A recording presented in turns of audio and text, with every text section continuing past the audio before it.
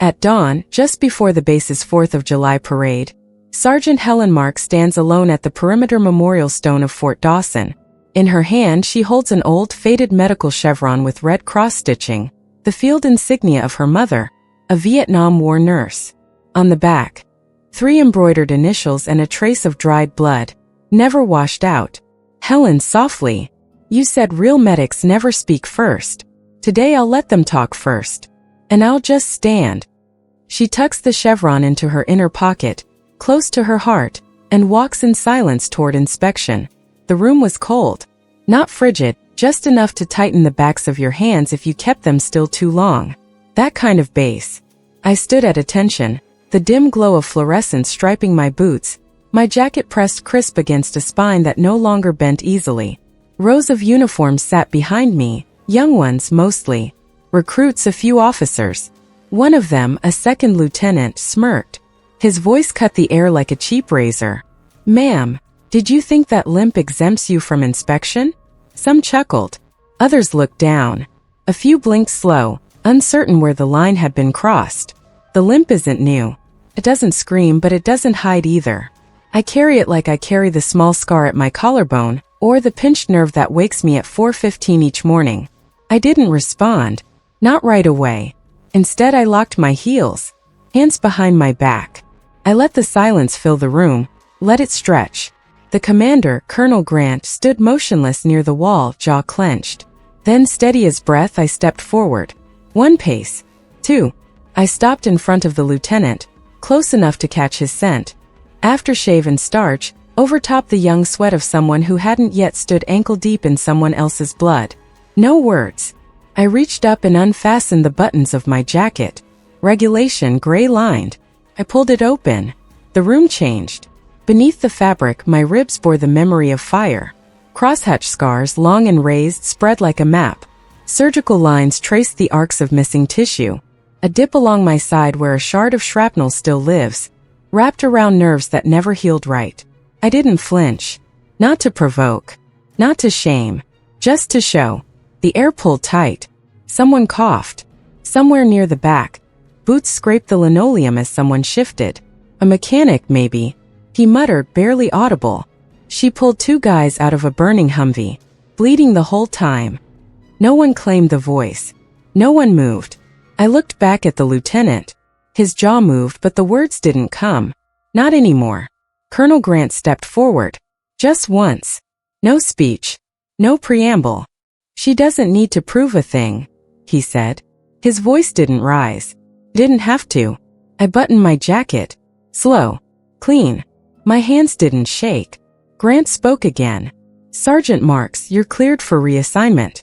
And you'll be advising every incoming medic class. I nodded once. Not a salute. Just a nod. The kind that says I've walked through worse than this. Before they called me ma'am or sergeant, I was Helen. Just Helen. Grew up in Waco, youngest of 4. Learned to splint a broken dog leg with popsicle sticks before I learned long division. My mother said I had a stomach for pain but not for cruelty. That stayed true. Joined the army at 19. Medic school felt like second nature. My hands knew how to hold pressure, how to calm panic. I had a way of humming to people as I worked, sometimes just under my breath. A habit from childhood. I didn't notice I did it until a captain mentioned it one night after a field exercise. He said it made the bleeding seem quieter. I deployed 4 times. The last was the worst. Came. A Black Hawk went down in a field that looked empty until the mortars started.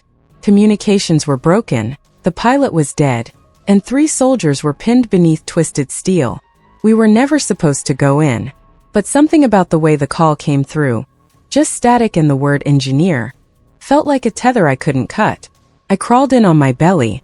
I was the smallest in the unit, the only one who could fit. The rotor was still spinning when I reached him. Sergeant Reese, 27, married 6 weeks. I covered him with my body as the second barrage hit. The shrapnel tore through the tail rotor and sent it shearing through the side of the wreckage. One piece found me, buried itself near the hip, nestled deep in the muscle wall and never left. The doctor said removing it would risk paralysis. I said I'd keep the limp. That was tour 3. Tour 4 I returned to Erbil, Worked the trauma tents. By then, I'd stopped asking about the names of the ones I treated. Not because I didn't care, but because it hurt less to call them brother or son or Marine. They all answered. That was enough. There was one I still think of. Convoy hit a pressure plate. Chain reaction. Wreckage burned for hours.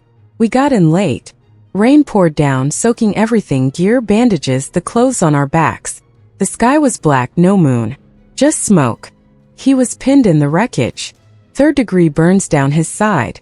No ID. Just a rank patch frayed. I took his hand. Didn't let go. Not for 9 hours. He didn't speak. Just squeezed my fingers when the pain spiked.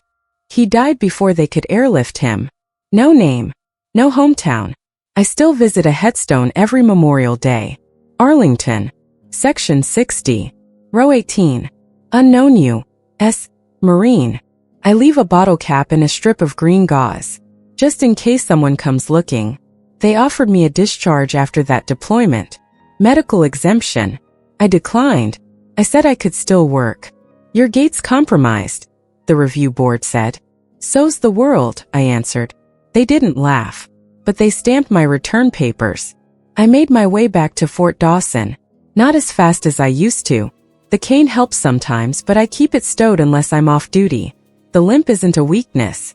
It's a reminder. Like the scar on my side. Like the humming that still happens when I change dressings. Back at Fort Dawson, I signed in like everyone else. A civilian clerk, probably fresh out of training, took my file and frowned. Non-deployable, she said, confused. Pending review. I didn't argue. Just waited. 2 days later I was summoned. Personal meeting with Colonel Grant. No one said if it was disciplinary or medical. No escort. Just a memo slipped under my door. The room was full when I walked in. Chairs lined up, boots tapping. Recruits mostly. A few NCOs. Someone was doing inspections, checking for uniform compliance. It wasn't a real tribunal, but it felt close. I was the only one limping. When the lieutenant made his comment, I didn't hear it the way he meant it. He thought he was being clever. Sharp. Just a jab at the old dog in the yard. But the silence after that was louder than anything. When I showed them the scars, I wasn't trying to make a point. I was just tired of people thinking pain makes you weak. My final return home came without a word. No handshakes. No flags. Just a signature on a form and a folded discharge packet. The war ended for me the way most things do. Quietly, in a hallway where no one looked up. I didn't mind. I'd never needed fanfare. But something about that last debrief, how they didn't ask me a single question about the bodies I carried or the blood I washed from my hands, stuck with me. At Fort Dawson, they didn't know what to do with me. Somewhere in the transfer from Baghdad to base command, a paper went missing. Another was misfiled. The wrong box checked. Non-deployable. Pending review. That's how they labeled me. The phrase meant nothing and everything. To the admin techs, it was a clerical issue. To me, it was limbo. I couldn't be assigned. Couldn't be dismissed. Couldn't train, deploy, or transfer. I existed in a line item. For weeks, I reported anyway. Cleaned gear. Ran drills with recruits when no one stopped me. Spent hours in the trauma sim bay, rechecking supplies. I taught the new medics how to breathe through triage. How to keep the dying calm even when your own pulse is racing. No one questioned me, not officially. But the questions were there. In the way young officers hesitated before giving me orders.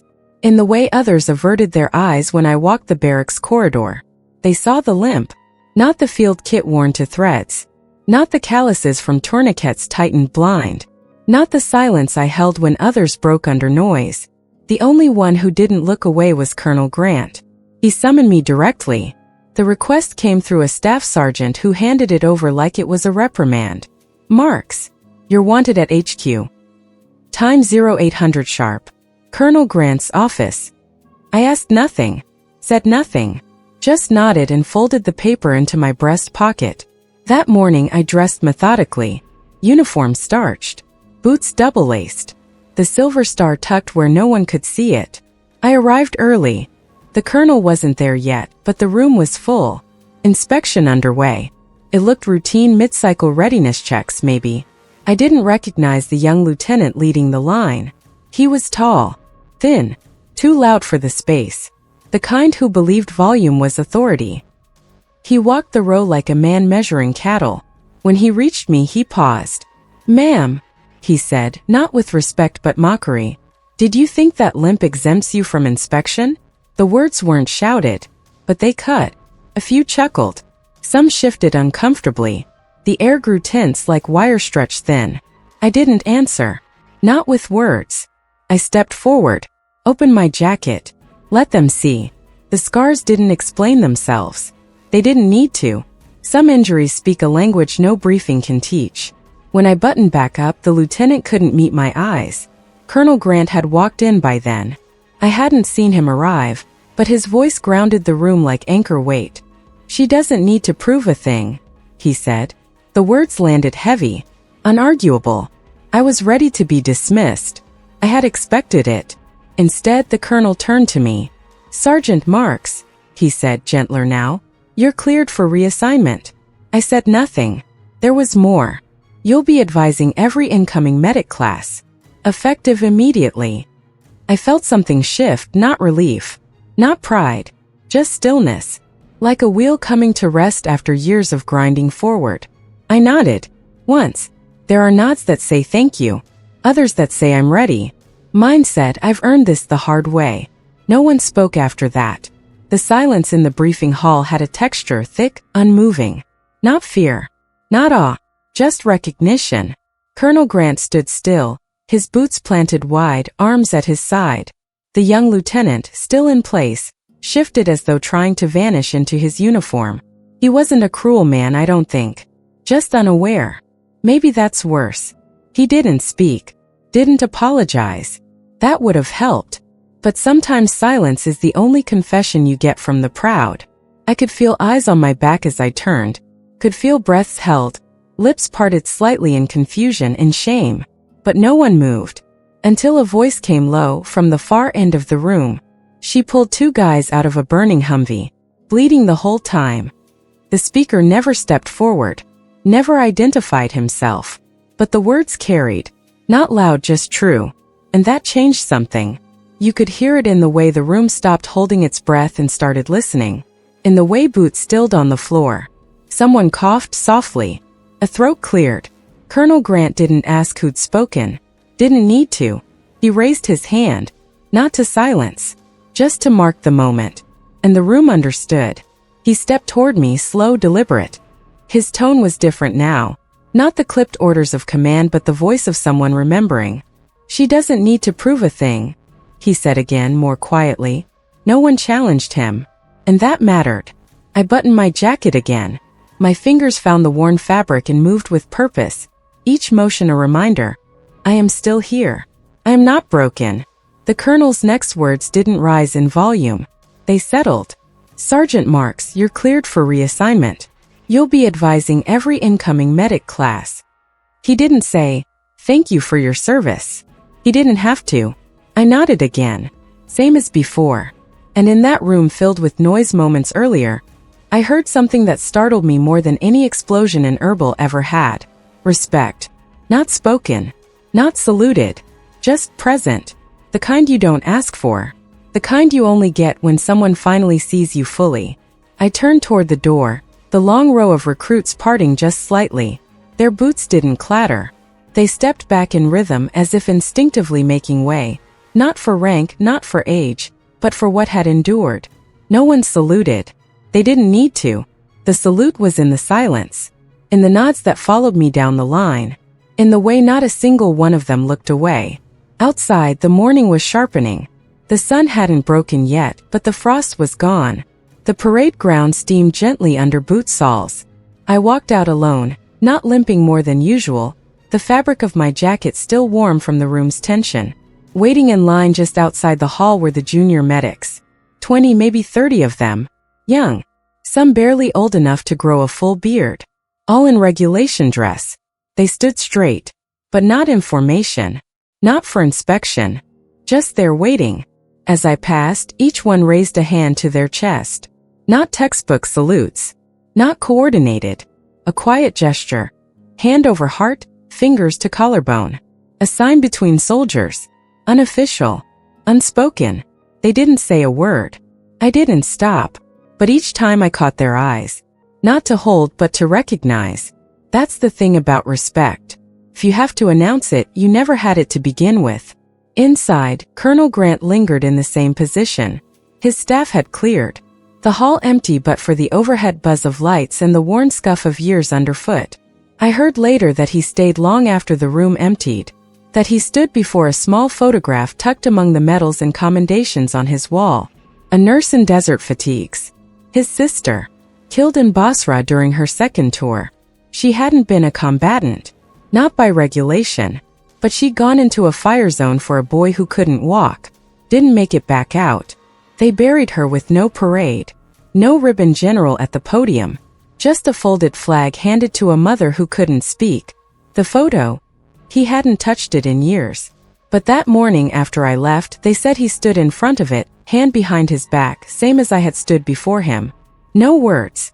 Just a long silence. He saw something in me that day. And maybe through that he saw her again too. Later, a directive came down through the chain. No announcement. No press release. Just a single-page order that arrived at every battalion command. All combat medical personnel to receive formal recognition during reassignment review. Mandatory. Effective immediately. The memo didn't mention a name. Didn't need to. The staff knew. The medics knew. Everyone who'd seen what happened in that room knew. Recognition doesn't always come with a pin or a speech. Sometimes it comes with a change in policy. Sometimes it looks like silence rewritten as law. I stayed late that day. Past the debrief. Past the quiet handshake from the adjutant who handed me my new orders without lifting his eyes. In the last light of the afternoon, I walked the perimeter road once more. Not out of duty, just ritual. The path wound past the field depot, the old barracks, the back gate where recruits used to sneak out for smokes or silence. It ended near the flagpole where the memorial stone stood. A low black slab engraved with names most people didn't read anymore. I sat on the bench nearby. It wasn't marked. Just a plank of wood bleached gray by rain and sun. The kind of bench no one thinks to clean. In my lap was a small wooden box. I'd kept it since Erbil. It once held morphine vials before the latch broke. I'd repurposed it. Inside. One chevron patch worn and folded sharp. A tiny photo of Reese, the engineer I'd covered with my own body under the Black Hawk's wreckage. He'd sent it months later, signed with his daughter's name. And a strip of blood-stiff gauze, folded into the shape of a ribbon. No metal ever meant as much. The wind picked up. I reached beneath my jacket and touched the scar under my ribs. It ached when the weather shifted. Today it was silent. Just a dull awareness like memory without pain. From the distance, the training field echoed with the faint call of cadences. Young voices shouting strength into the air. Faded quickly. Time moves differently on bases. Everything repeats: morning PT, chow hall lines, inspection, field drills. But what changes most stays hidden. The shift in how someone is seen. When I arrived weeks ago, I was a file waiting for clearance. A body with paperwork problems. No one remembered where I'd been. Now the young ones raised their hands when I passed. Not salutes. Not because of my stripes. But because someone had finally looked closely enough to say, "She matters." That mattered more than anything. Inside the briefing hall, Colonel Grant still sat alone. The photo of his sister remained upright. I imagined him placing it on the corner of his desk, beside the new directive. A quiet oath between the dead and the living. That day, different senior medics reached out, some via message, one in person. They said the new recruits were already asking questions. Who was she? Where did she serve? Is she teaching the trauma module? I agreed to meet with the first class next week. No ceremony. Just instruction. There will be no applause. No welcome banner. Just a room. A whiteboard. And 30 new voices learning how to treat wounds that won't stop bleeding, just because the gunfire has. I'll teach them how to breathe in chaos. How to hum if needed. How to hold a hand without breaking. Outside, the sun dipped below the hangar rooftops. I opened the box and placed the chevron inside. It fit neatly between the gauze and the photo. Then I took out a pen, nothing special, just an old black Bic, and wrote on the inside lid, "For the next one who chooses silence over glory." Closed it, stood, and placed it gently at the foot of the memorial stone. No speech, No prayer. Some truths aren't shouted. They're carried. Twilight fell soft. The kind of quiet dusk that fades without drama. No colors. Just a gentle dimming. Like the world holding its breath between day and dark. I sat on the bench a while longer. Let the silence settle into my shoulders. The wind had stilled. Even the flag above the memorial barely moved, its fabric limp but present, like old strength resting. Across the yard, lights blinked on in the barracks. A young voice laughed, quick, high-pitched, quickly shushed. Somewhere, boots thudded softly over gravel. A generator hummed into life. All background. All faint. I stood. Not out of duty. Just time. I looked down once more at the box. Its lid shut tight now, its inscription simple. For the next one who chooses silence over glory. No signature. No explanation. I left it there, just beneath the stone etched with names that only some remember. I didn't know all the stories. Didn't need to. The box wasn't for me. It was for whoever sat here next. Maybe a young corpsman who doesn't speak up because they think quiet means weakness. Maybe a combat nurse with shaky hands and too many ghosts. Maybe someone like me just a few wars later. I walked away without turning back. Because remembrance doesn't live in eulogies. It lives in how we carry what can't be repaired. I have nothing left to prove, but everything to pass on. Not medals. Not scars. Just this: you can serve, survive, and still walk upright. Even when the world forgets you. Even when the limp never goes away. Because some truths aren't shouted. They're carried.